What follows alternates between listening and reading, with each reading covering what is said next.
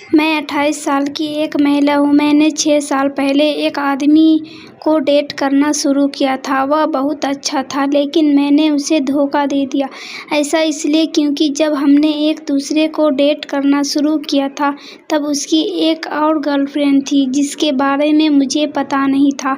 सबसे पहली बार जब मुझे इस बारे में पता चला तो उसने मुझसे माफ़ी मांगी और मैंने उसे माफ़ कर दिया।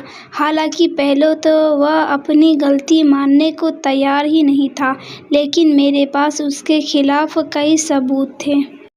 अगले साल मुझे फिर पता चला कि वास्तव में वह अभी भी उस महिला के साथ संपर्क में बना हुआ था, जिसके साथ वह शादी का वादा भी कर रहा था। मुझे ऐसा लग रहा था कि वह दोनों एक दूसरे से बहुत प्यार करते थे।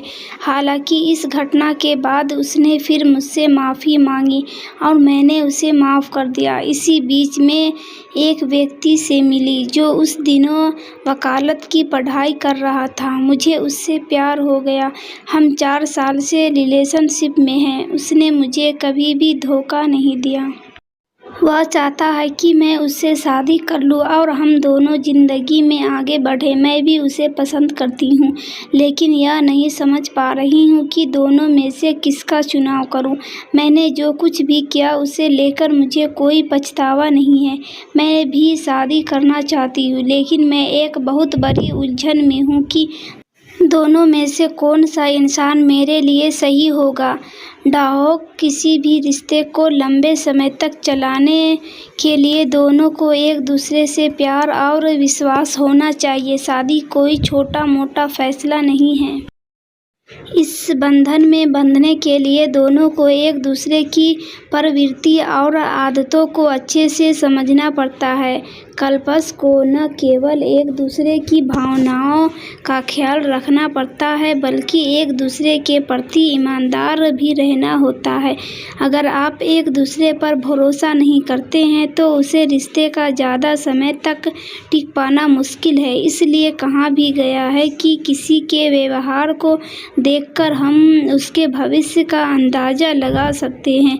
जिंदगी बहुत बड़ी है। आप अपना आगे का पूरा जीवन किसके साथ बिताना चाहती हैं, इसका निर्णय आपको ही करना होगा। यह पूरी तरह आपके विश्वास, रिलेशन की अंडरस्टैंडिंग और आपकी पर्सनल वैल्यूज पर निर्भर करता है। हर इंसान में कोई न कोई कमी होती है। ऐसे में आपको दोनों लोगों की कमियां और अच्छाइयों को परखना होगा। ऐसा इसलिए क्योंकि यह आपको निर्णय लेने में मदद करेगा। आपके पास 2 ऑप्शन हैं। पहला, वो जिसने आपको एक नहीं बल्कि 2 बार धोखा दिया। दूसरा इंसान, वह जो हमेशा आपके भरोसे पर खरा उतरा है।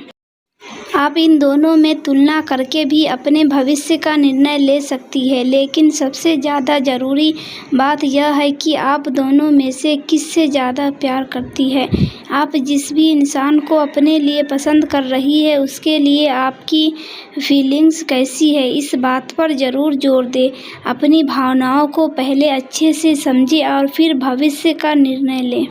अगर आप उस व्यक्ति को अपने लिए चुनती हैं जिसे आप प्यार ही नहीं, तो आप आने वाले कल में अपने लिए और अपने रिश्ते के लिए परेशानी को बढ़ा रही है।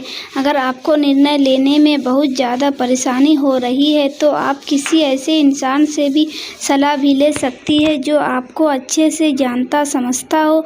इस दौरान आपको यह समझने की ज़रूरत है कि दोनों में वो कौन सा पार्टनर होगा जिसकी वजह से आपको आगे जाकर किसी तरह की कोई परेशानी नहीं झेलनी पड़ेगी।